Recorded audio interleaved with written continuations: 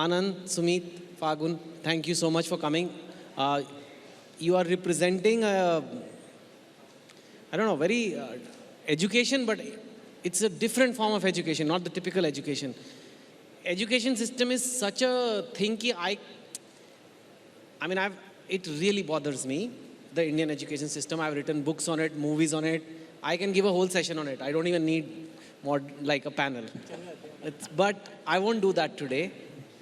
I want to talk to you guys first. Before we get into what you guys are doing now, you guys are the solution, sort of, I think.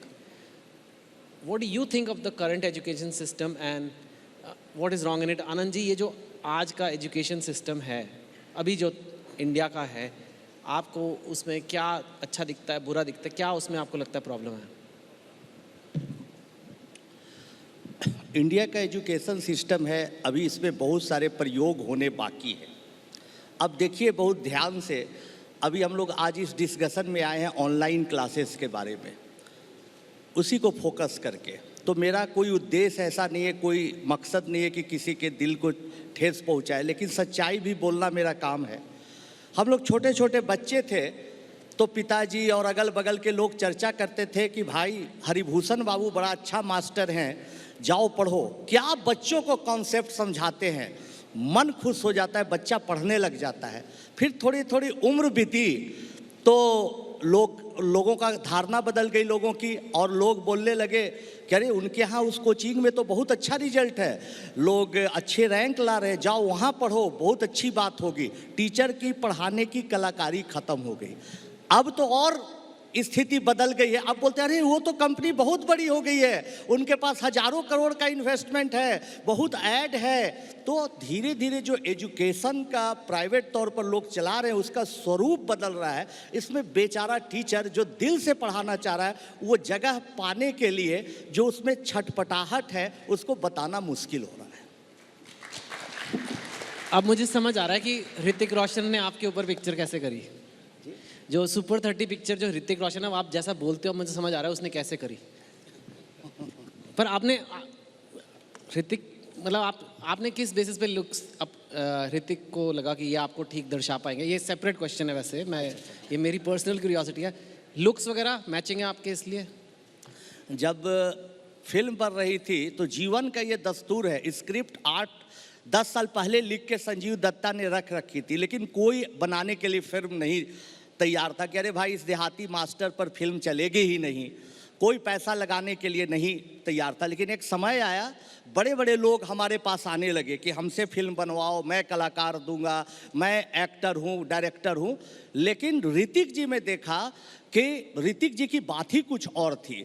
जब हम कहीं पर जाते थे seminar में, अपने class के बच्चों से पूछते थे कि फलना फलना मेरे पास ऑप्शन है, किससे फिल्म बनवानी चाहिए, तो लोग ऋतिक जी का नाम ही नहीं लेते थे। बोलते थे अरे वो तो इंग्लिश मैन है, तुम देहाती मास्टर, हिंदी भाषी मास्टर कहाँ से कर पाएगा। लेकिन जब ऋतिक जी से बात हुई तो उन्होंने कहा ये फिल्म बहुत कठिन है, 6 से 8 महीना तो मुझे लगेगा आपके जैसा बोलने में, आपके जैसा वेशभूषा में। तो कि भाई ये मेहनती आदमी है और मेहनत जो करता है जीत उसी की होती है, इसलिए रिस्क लो, ऋतिक जी को ही फिल्म बनवा लो।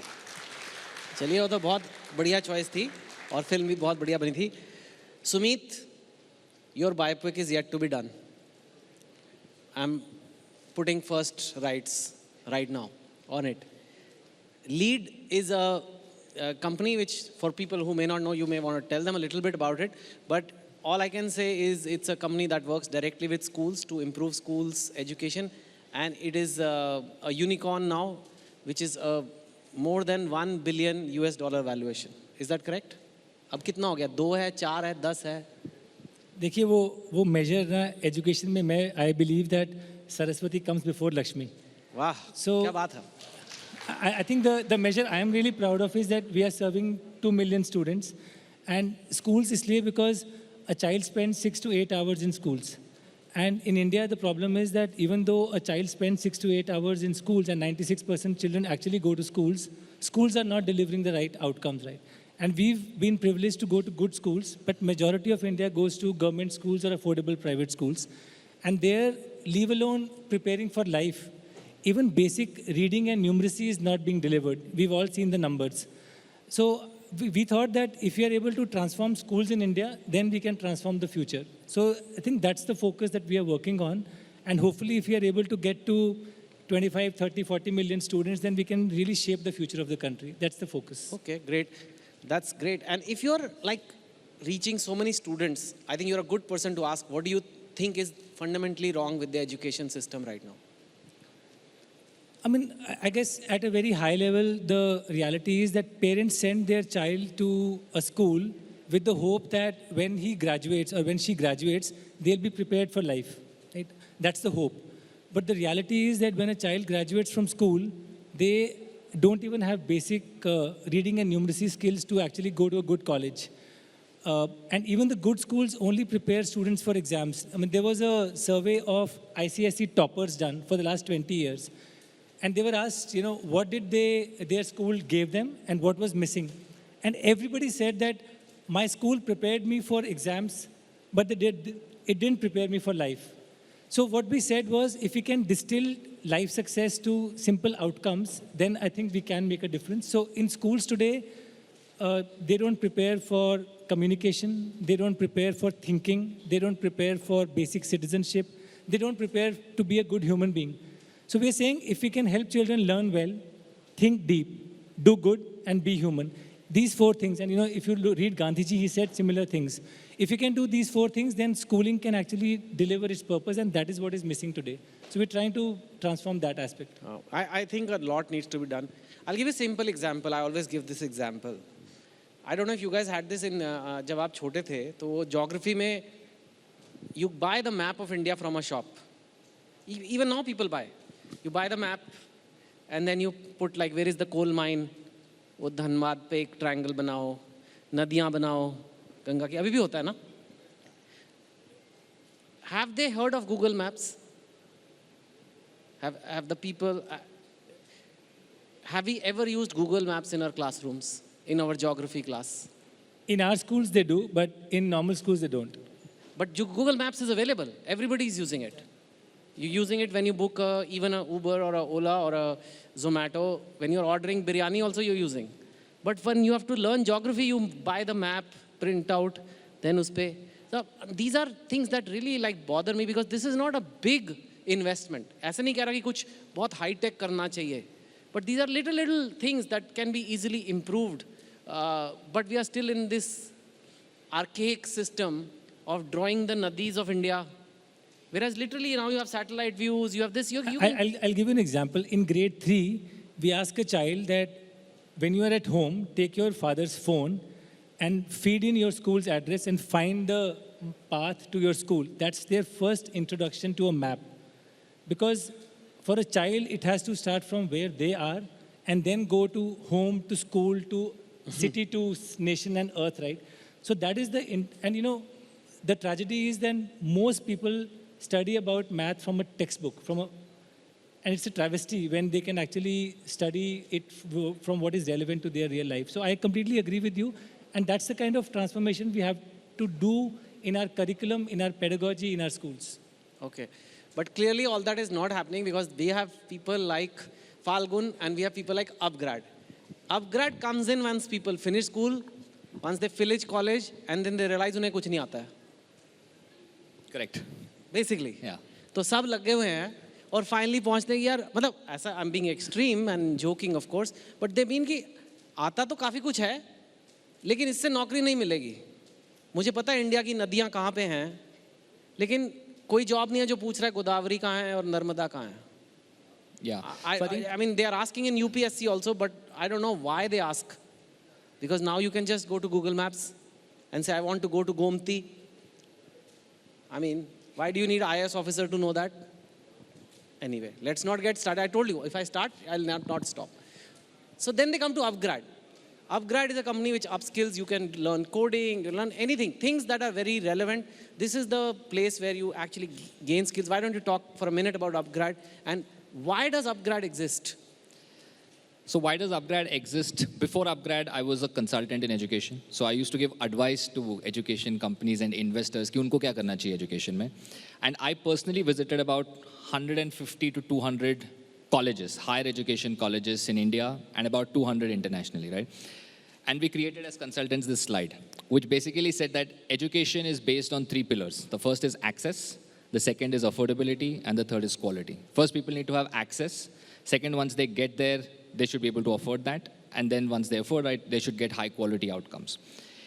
Globally, not just in India, you said you're frustrated with the Indian education system. I think we were frustrated with the global education system everywhere, that there is a lot of progress that can be made on all of these 3 fronts. And if you think about it, online and digital is extremely powerful because it can solve for all of those 3 problems at scale. So that's the idea for Upgrad when we said that, look, there are 2 key problems. The first is that we need to solve this problem at scale of access, affordability, and quality. And when you talk about those 3, to convert that to the language you just spoke, it's about, 1, people having the relevant skills when they come out and are looking for a job opportunity. And second, what is relevant also changes very fast, especially in the current day and age. Not all of us, I don't know how many of us have the luxury to say, I'm putting my job on hold, my life on hold, and I'm going to do a 2-year degree or a 3-year degree, right? We don't have that luxury anymore. We need to be able to continuously learn throughout our life. And that's something that we wanted to enable with Upgrad, where we said, let's create something where people have access to high quality stuff. We can deliver that at scale and change the system, 1, to inculcate the right and relevant skills, but also give opportunity to people to continuously upskill so that they can keep that relevance going and contribute to the economy overall. Okay. आनंद जी, एक बात बताइए, आपको लगता है कि भारत के लोगों को जो मध्यम वर्ग है उन्हें पैसे खर्चना अच्छा लगता है? ज़्यादा नहीं ना, सड़क पे लोग भिंडी भी 2-2 रुपए बचाते हैं। लेकिन मेरी एक थ्योरी है, 3 चीज़ों के लिए आप देसी लोग, मतलब इंडियन लोगों की जेब से पैसे निकाल सकते हो। 3 चीज़ों के लिए वो सवाल नहीं पूछेंगे। एक है भगवान से रिलेटेड, मंदिर, पूजा, ये वो, हवन, दूसरा है शादी। लाखों रुपए के लहंगे हो सकते हैं, पर 4 रुपए ज़्यादा भिंडी के नहीं दे सकते। ये इंडियन साइकोलॉजी है। और तीसरा आता है एजुकेशन। बच्चों की पढ़ाई के लिए कुछ भी मांगा जा सकता है। और एक बार ये हो जाए कि ये बच्चे को कराना है, तो माँ बाप कुछ भी करेंगे, लोन लेंगे, अपनी किडनी बेचेंगे, लेकिन बच्चे को वो टैबलेट ज़रूर लेके देंगे जिसमें वो बायोलॉजी सीखेगा और पता करेगा कि मेरे पापा की अब एक किडनी नहीं रही। ठीक है। तो ये कहीं ना कहीं एक, और ऊपर से आप देख ही, मैं किसी भी कंपनी का नाम नहीं लूँगा, and because it is not about one company, it is about a sectoral thing. एक प्रेशर बन रहा है माँ बाप से कि करो। आपने बच्चे को ऑनलाइन एजुकेशन में कराया कि नहीं कराया? बढ़िया वाला कराया कि नहीं कराया? प्रीमियम पैकेज कराया कि नहीं कराया? है ना? और उस चक्कर में ना सिर्फ लोगों के पैसे का प्रेशर है, बच्चे पे भी प्रेशर पड़ रहा है। एक टाइम होता था, स्कूल गया, आ गया, शाम को क्या करना है? खेलो जाके पार्क में। खेलना क्या होता है? खेलना क्या होता है? आजकल किसी को पता भी है खेलना क्या होता है पार्क में? चुपचाप बैठ जाओ, ऑनलाइन अपनी टैबलेट खोल अभी, क्योंकि स्कूल में तो कुछ पढ़ाया नहीं तेरे को, अब यहाँ पे ये पढ़। तो ये सब भी तो हो रहा है, ये भी एक हमारा एजुकेशन सिस्टम है। तो एक तरह से ऑनलाइन एजुकेशन आया, बहुत बढ़िया चीज़ें हो गई, नई नई कंपनियाँ बढ़ रही हैं, नया भारत आ गया, पर ये भी हो रहा है। बहुत बहुत धन्यवाद, आपने बहुत अच्छा सवाल पूछा है कि नया भारत की बात है तो माता पिता आजकल सच में दबाव में हैं। मैं तो उन लोगों के बीच में रहता हूँ जिनके माता पिता के पास बहुत कम आमदनी है, बहुत बेचारे कष्ट में हैं। और एक कष्ट का क्योंकि कष्ट जो होता है, जो बच्चों पर वो भी प्रेशर बनाते हैं कुछ पैसे खर्च करके कि भाई ये ऑनलाइन क्लास करो या ये इस जगह पर रजिस्टर्ड कराओ। उनके लिए क्या होता है इसको समझने की ज़रूरत है। समाज के वातावरण में जो चीज़ें आती हैं उसके दबाव में लोग आते हैं। तो अखबार में देखा, ऐड में देखा, जहाँ तहाँ देखा, तो उनको लगा कि मेरे बच्चे को भी ये मिलना चाहिए, कहीं हम चूक तो नहीं कर रहे हैं। अभी हाल फिलहाल में मेरा एक दोस्त फ़ोन किया, हमारी उम्र का है, बहुत दुखी था कि एक ऑनलाइन क्लास वालों ने तो मुझे परेशान कर दिया। मैं सोचा कि इसके बच्चे का एडमिशन करा दिया, क्या किया, क्यों परेशान किया भाई? तो बोला कि बार बार फ़ोन करता था कि अरे आप अपने बच्चे का रजिस्ट्रेशन करा लीजिए, आप अपने बच्चे का एक क्लास डेमो ले लीजिए, तरह तरह का फ़ोन आता था। मैं ऊब गया। तो मैं पूछा कि यार पहले मेरी शादी तो कराओ, तब बच्चा पैदा होगा तो मैं रजिस्ट्रेशन कराऊंगा, पहले जानो तो कि मेरे बच्चे हैं भी या नहीं हैं। तो ये दबाव समाज पर पड़ रहा है। लेकिन अब ये सरकार की भी जिम्मेवारी बनती है कि जैसे सरकार कितने गर्व के साथ बोलती है, हर स्टेट गवर्नमेंट, कि हमारे बच्चे स्कूल में इनरोल हो रहे हैं, साइकिल लेके बच्चियां जा रही है, तरह तरह के लोग ड्रेस बांट रहे हैं, अच्छी बात है। तो जो फिजिकल क्लास में इनरोलमेंट की बात होती है उसको लेके सरकार उपलब्धि जताती है। तो अब सरकार की जिम्मेवारी होती है कि जैसे घर बनाने के लिए उसके पास योजना है, जो निर्धन परिवार के लोग हैं उनके लिए, नवोदय विद्यालय के लिए फंड है, तो टैबलेट बांटने के लिए हर जगह पर पहुंचे ऑनलाइन क्लास, इसके लिए भी सरकार को कुछ ना कुछ सोचना चाहिए। और ये नहीं कि ऑनलाइन केवल खाना पूर्ति हो, क्वालिटी एजुकेशन। और क्वालिटी एजुकेशन मेरे कहने का मतलब है कि आप कितना अच्छा पढ़ा रहे हैं ये कोई महत्वपूर्ण नहीं है, बच्चा कितना समझ रहा है, कितना उसका फायदा उठा रहा है, इस पर सरकार को ध्यान देना चाहिए। ये हमारे सरकार से भी इस मंच के माध्यम से गुजारिश है कि आप अपने गवर्नमेंट के स्कूल्स के टीचर्स को आप ट्रेंड करें, उनको ऑनलाइन ऑफलाइन हर तरह के पढ़ाने की ट्रेनिंग दें, ताकि जो प्राइवेट कोचिंग इंस्टीट्यूशन है या और भी संस्थाएं उसके मुकाबले वो बच्चे जिनके पास कुछ पहुंच नहीं है वो भी ताकतवर बन सके। आनंद जी, मेरा एक ही सुझाव इसमें ये है कि अगर बच्चा 6 घंटे या 8 घंटे स्कूल जा रहा है, उसकी वहाँ पे इतनी अच्छी पढ़ाई होनी चाहिए कि उसको घर आके खेलने का मौका मिले, दोबारा से ऑनलाइन जाने की ज़रूरत ना पड़े। तो अगर हम अपने स्कूल्स को बेहतर बना दें तो फिर ये ऑनलाइन की ज़रूरत, बिकॉज ये सप्लीमेंटल है, ये बैंडेड है। बहुत अच्छी बात क्या स्कूल में जाके बच्चे करते क्या है? अरे कहते हैं, बहुत स्कूल अच्छी तो बात काफी है। नहीं। आज इस बात से कोई नहीं झुठला सकता है, सब लोग बैठे हुए हैं, कि आज हमारे स्कूल में पूरे देश में कई जगह ऐसे है जिसको कोई स्पेलिंग नहीं टीचर को आ रहा है, कोई मैथमेटिक्स नहीं आ रहा है, तो आप समझिए कि उसको सुधार करने में कितने समय लग जाएगा। लेकिन एक अच्छा टीचर ऑनलाइन के माध्यम से, आपका टीचर उन बच्चों तक तो जल्दी पहुंच सकता है। तो हम पूरे टीचर्स के कम्युनिटी को ट्रेंड करेंगे, उसमें बदलाव लाएंगे, वो भी पैरेलल चलना चाहिए। लेकिन तत्काल रिलीफ के लिए जो 2 साल बच्चा कोरोना में जिसकी पढ़ाई छूट गई है, अगर गवर्नमेंट अच्छे लोगों को जोड़कर बच्चों को तक सुलभ करती है शिक्षा, तो बहुत अच्छी बात होगी। मेरे कहने का मतलब ये है, आज ऑनलाइन फिजिकल क्लासेस को कोई नहीं इग्नोर कर सकता है, लेकिन ऑनलाइन क्लासेस एक बहुत बड़ा तंत्र है जिसका हम, आप, समाज, सोसाइटी और सरकार और देश के तमाम बच्चे फायदा उठा सकते हैं। And you believe that ideally schools should be enough? I think so I too. also think, see, I think there are human development psychology says that till the age of 12, online doesn't work for students. Because, you know, the pain of getting the child to sit in front of screen itself is a major headache for parents. When a child is above 12 years, जिस तरह के students को आनंद जी पढ़ाते हैं या upgrade पढ़ाते हैं, they are self-directed, they can do online. But 12-14 साल से नीचे के बच्चों को physical classrooms में अच्छे teachers से ही proper योगदान मिलेगा। ऑनलाइन बैंडेड है, अगर उसको आप अच्छा बैंडेड बना सकें तो बहुत अच्छी बात है, but core schooling has to be improved for the future of our country. थोड़ा it is not just about नहीं, school या अब online. 1 मिनट हम और टाइम हाँ, लेंगे नहीं, आपका, बिल्कुल, प्लीज। बिल्कुल। हम ऐसे बीच में रोक के डिबेट में कहीं बोलते नहीं, लेकिन बड़ा मजा आ रहा है इसलिए बोल रहे हैं। 12 साल, हाँ, मजे लो 12 सर। साल के छोटे बच्चों को तो और इंगेज किया जा सकता है। जब बच्चा वीडियो गेम खेलता है तो उसको पेरेंट्स खींचते खींचते मोबाइल परेशान हो जाते हैं। आखिर वो वीडियो गेम में क्या बात होती है, वो जज्बा टीचिंग में क्यों नहीं म्यूजिक के साथ, कोई एनिमेशन के साथ जरूर पैदा किया जा सकता है। एक दिन मौका मिलेगा तो मैं आपको जरूर दिखाऊंगा। दूसरा ये भी है, मेरे ख्याल से आप चाहे स्कूल जितने बढ़िया कर लो, जो आप साइकोलॉजी की बात कर रहे हो, इंडियन पेरेंट्स की साइकोलॉजी ये है, या पूरे एशियन पेरेंट्स की, कि जितना बच्चे को घिसा जा सके, अगर पड़ोसी का बच्चा घिस रहा है तो मेरा और घिसेगा। इट डजंट मैटर स्कूल कितना बढ़िया था, गुप्ता जी का लड़का कर रहा है तो शर्मा जी का भी करेगा। शर्मा जी के ने 4 घंटे की ऑनलाइन करी और 2 घंटे ऑनलाइन प्लस करा, और अपग्रेड भी रात को करा तो वो भी करेगा। मतलब एक तरह से एक प्रेशर है। इसका एक और भी हो सकता है, and I like to ask you Falgun, कि I am not a communist. I am not socialist. I worked in investment banking.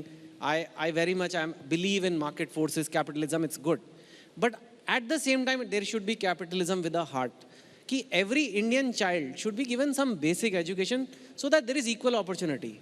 If only the rich get access to good online education, I believe in it. चलो हम सब मानते हैं कि online education, अब वो debate नहीं रहा, online भी अच्छा है, you can do a lot of things with it. But if it's only for the rich, which is in a country like India, you know, then suddenly a lot of India is just cut out. Yeah. And they are not, they're not even being touched by this. Then there is that, have tabs and have nots, basically. Yeah. So I think first to address the question of school should be enough, or even in higher education, right? College should be enough. Coding upgrade पे क्यों सीखना है? वो college में भी तो सीख सकता है. But I think, as I said, I visited these colleges, and one of them was in Noida, and I went and I asked people. They were sitting around and playing and having coffee, and I was like, which course? Computer science. I was like, computer lab कहाँ है? नहीं है. Right? There was no computer lab, and that student was paying 10 lakh rupees to do a bachelor's in computer science.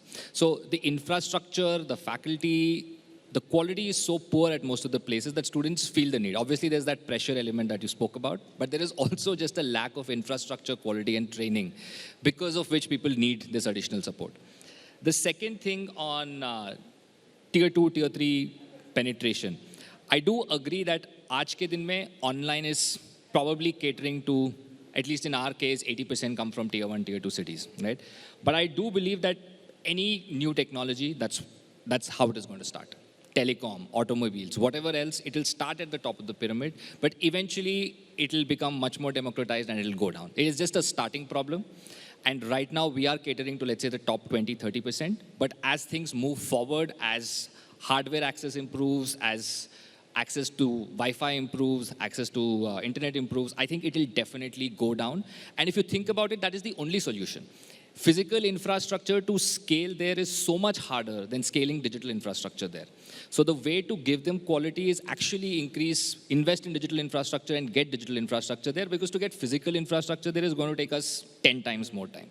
So the only option is to get digital infrastructure there. Right now it is a problem, but it has started somewhere, and I am very optimistic that it will start going down very fast. All right.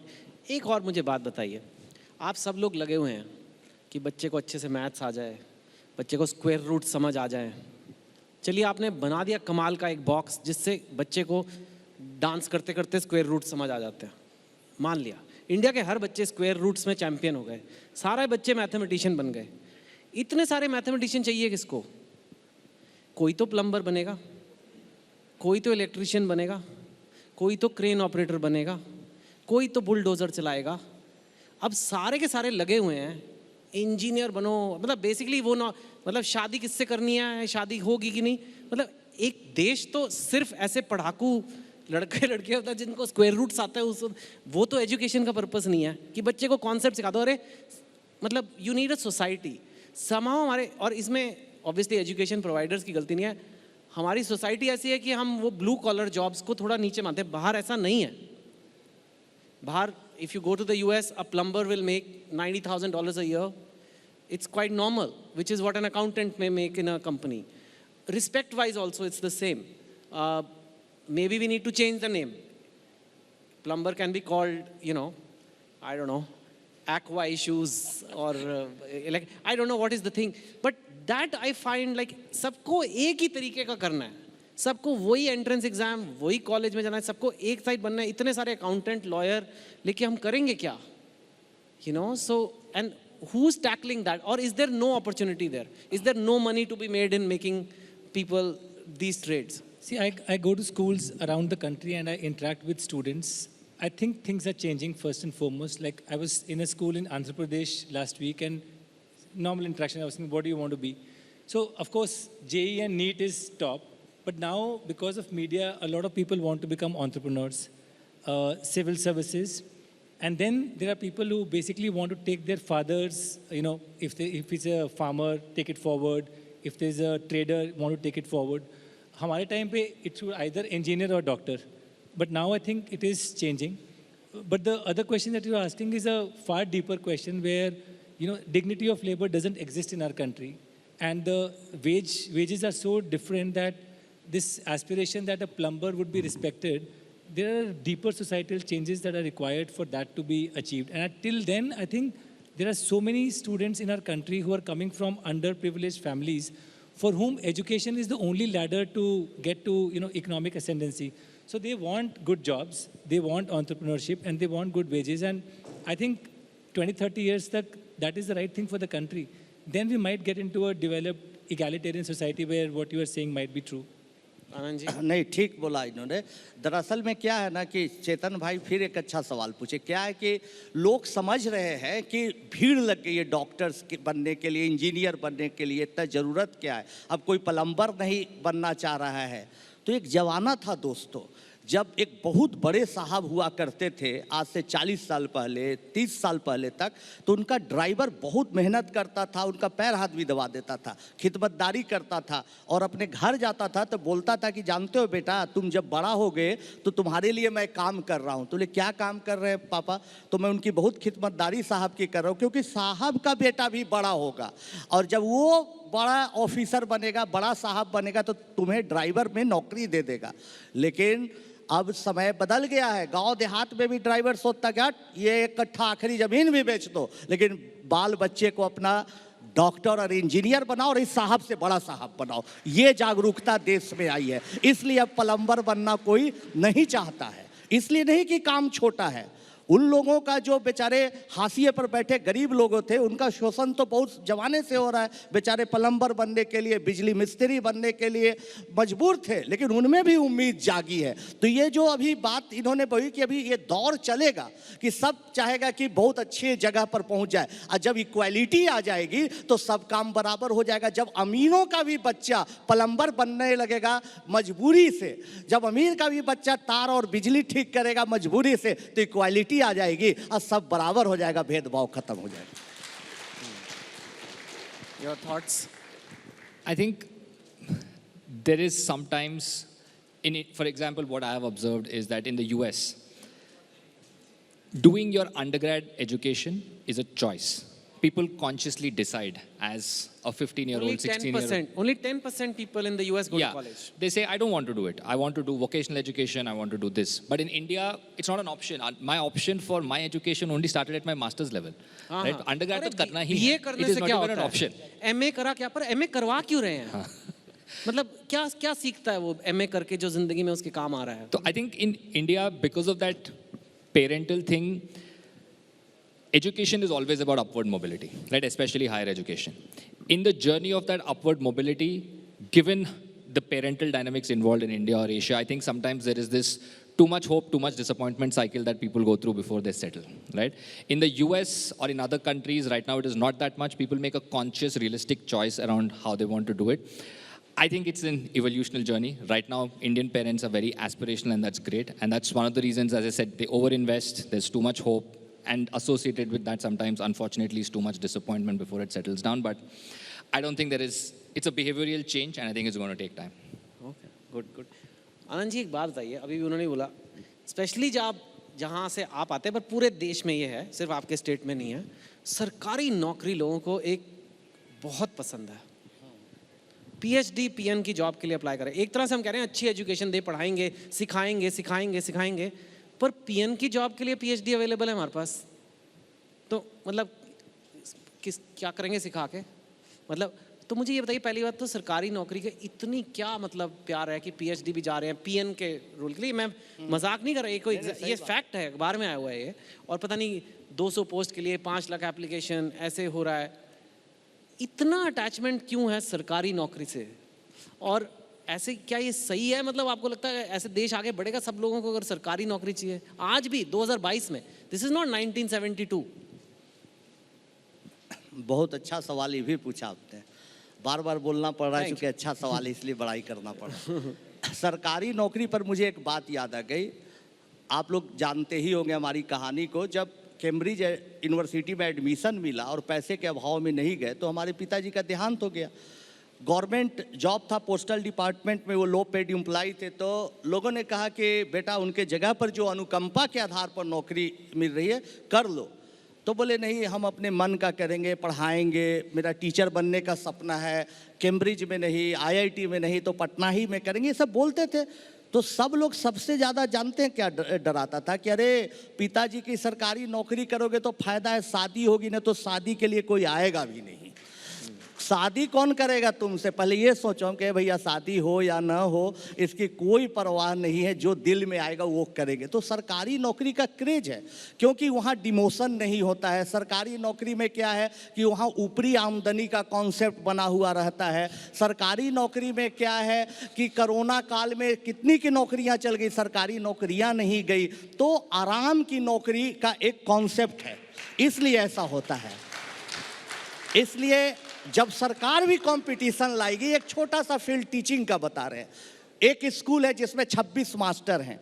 अब हर teachers में competition करवाएगी कि जो teachers का feedback अच्छा होगा, जिस section का रिजल्ट अच्छा होगा, उसका हम लोग उन शिक्षकों का थोड़ा थोड़ा सैलरी बढ़ाएंगे, उनको सम्मानित करेंगे। तो देखिए उसमें भी कंपटीशन आ जाएगा और लोग डरने लगेंगे, अच्छा काम करेंगे। तो कंपटीशन की भावना उसमें नहीं है और सुरक्षा और इत्मीनान है। आज भी सरकारी, अभी 10 दिन पहले हमारी इतनी प्रसिद्धि हो जाने के बाद भी एक अभी गए एक सरकारी आदमी के यहाँ काम करने के, प्रणाम बड़ा बाबू, देखिए ऐसा ऐसा काम था। तो वे कि भाई काम करिए भाई थोड़ा सा। तो क्या मैं आपका नौकर हूँ, कैसे आप बात कर रहे हैं, चलिए यहाँ से। ऐसा बोलने वाले अभी भी लोग मिल जाते हैं सरकारी नौकरी में, लेकिन प्राइवेट नौकरी में ऐसा नहीं मिलते। तो सुरक्षा और आराम तलवी के चलते और पूरा माल भी कमाए, इसके लिए सरकारी नौकरी में जाना चाहते हैं। ओके, इन्होंने तो बताया कि क्यों चाहिए, but do you think we can become like this next super power? If हम सारे लोग ऐसे सरकार को गालियां देते रहते हैं, लेकिन नौकरी आती है सरकार की तो हम सब सरकार का हिस्सा ज़रूर बनना चाहते हैं। पर do you think it's a healthy thing? Do you think it's a sign of a more progressive India जब इतना क्रेज नहीं रहेगा? इन्होंने तो कहा क्रेज है। सो I think India is going to grow irrespective of the government, because the aspiration of the youth of India is not dependent on government. So I mean, I know government is still the largest employer, but the future of India does not depend on the government generating employment. The future of India depends on our youth creating employment and growing. So we have to stop, honestly, giving too much credit there. We have to focus on what is in our control and think. I mean, the youth of India is already showing the number of new companies which have actually been set up and have grown, and now people are building in India for the world.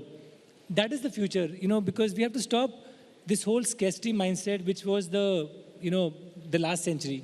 In the new century, I think the youth doesn't think about constraints. The youth thinks about opportunity, and that is what is going to propel India, government or no government. Just one thing to add on that, I think my personal take is that it is all about downside safety, right? If you know that your downside is protected, then you will start taking risk and you will not care as much about security. If you know that your downside is so bad that you will get screwed, then you're always likely to take a more safer, secure option, right? So in India, I think when a lot of us grew up, the downside was really bad. Right? There is no safety net, healthcare-wise, education-wise, for your family, for yourself, etc. So I think as that changes, people will be more likely to take risk and chances to do other things outside government jobs, etc. And again, that's not a short-term solution. I think as that safety net increases for people and as they start seeing success in taking risks, I think that's going to change. Sir, यहाँ बहुत private sector वालों की शादियाँ हो रखी हैं। वैसे आपको बता हमारी भी शादी अच्छी हो गई। हमारी वाइफ IIT से पढ़ के सॉफ्टवेयर इंजीनियर थी, तब शादी की। ऐसा नहीं है कि प्राइवेट जॉब करने वाले की शादी नहीं हो जाती है। मतलब कई ABP न्यूज़ पे आ रहा है, कहीं अब न्यूज़ में आए, बेचारे बच्चे घबरा जाए देखते देखते चैनल कि अरे मम्मी ये क्या हो गया। तो हो जाती है, डोंट वरी। जो भी ये देख रहा है देश भर में, आनंद जी की भी हुई है। यहाँ सारे प्राइवेट सेक्टर वाले ही बैठे हैं और ये ABP न्यूज़ है, दूरदर्शन नहीं है। पर अगर लग जाए दूरदर्शन, क्या पता कई लोग चले भी जाए यहाँ से वहाँ जॉब के लिए, क्या लोग। अच्छा, we have time for a few, just maybe 2 audience questions. So please raise your hand, your name and आप क्या करते हैं ज़रूर बताइए। दो सवाल हुआ तो 3 करेंगे, डिपेंडिंग ऑन द कितना टाइम है। मैम, माइक आएगा आपके पास। अरे